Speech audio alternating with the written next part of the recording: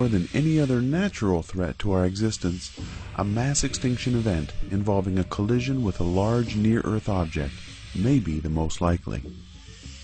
Asteroids and comets are the primitive, leftover ingredients from which the solar system formed. They are strewn haphazardly throughout our neighborhood, thrown about by gravity like trash over a windy landfill. There are a great number of these small, rocky bodies circling the Sun in menacing, highly elliptical orbits that can cross the relatively circular orbits of the planets.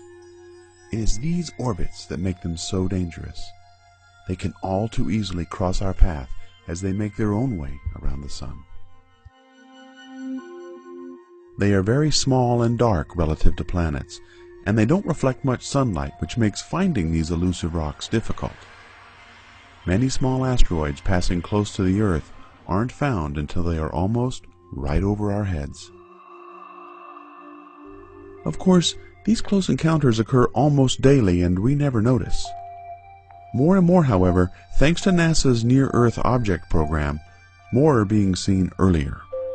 In fact, the week this video was made, on February 9th, 2011, an asteroid the size of a small car flew a mere 93,000 kilometers over our heads. NASA is currently keeping track of almost 8,000 known near-Earth objects, both asteroids and comets.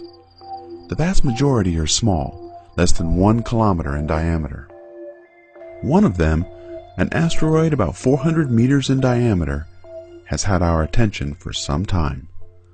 An asteroid known as Apophis. Named after the ancient great adversary of the Egyptian sun god Ra, Apophis was the embodiment of disillusion, darkness, and non-being. Apophis was the uncreator. It isn't surprising that with such a name, Apophis the asteroid has started to garner attention. NASA first announced the discovery of the asteroid in December 2004, and initial calculations suggested that this body had an excellent chance of colliding with the Earth on April 13, 2029, with a chance of 1 in 37 that it would hit us. This announcement got a lot of attention. Follow-up radar observations at the Arecibo Planetary Radar Telescope, performed almost immediately after the discovery, ruled out that possibility.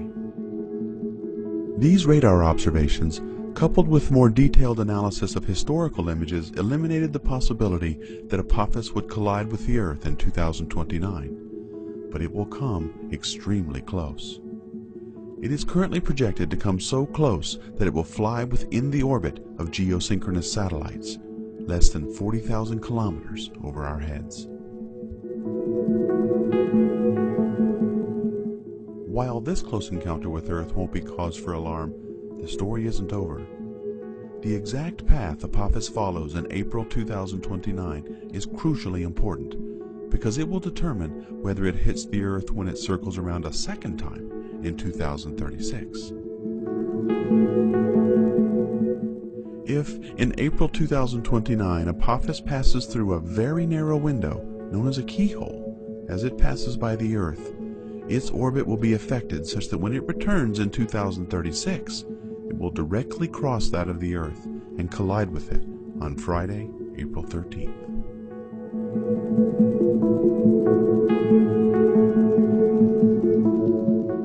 So will Apophis pass through this keyhole in 2029? In order to answer this, we need much more precise observations. As of early 2011, Apophis is very close to the Sun to make any accurate observations, and won't be in a good position until late 2011. In order to accurately determine whether the Earth is in for a bad day on April 13, 2036, we also need to know more about Apophis' spin direction and other physical parameters. These will be collected from a variety of projects at NASA, as well as the Arecibo Radar Telescope in 2013. These radar observations in particular will allow astronomers to determine the location of Apophis through 2070.